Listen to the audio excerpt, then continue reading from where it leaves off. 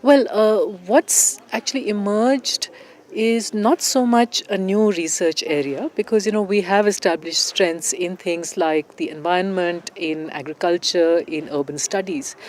But what the grant has made us do is to rethink how we organize this work.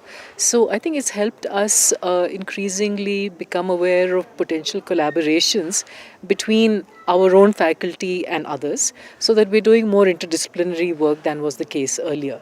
So we're still doing the same thematic subjects, but we're doing them differently. I think that's the difference that the grant has made.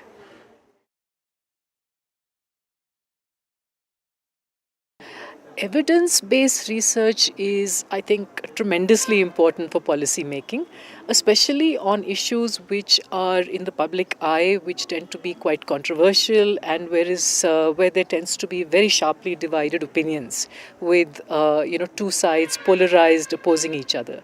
So, in that kind of high octane public debate, I think if you have academics who can say something with authority on the basis of objective, independent data, that carries a fair amount of weight. But it's not enough just to generate that research. What's important is also to be able to communicate it in a way where people in the various stakeholders can in fact use it in ways. So it's not just enough to publish in peer-reviewed journals and speak to academic peers, but I think we really have to make an effort at outreach and public communication, which is also something that this grant is helping us improve our skills at.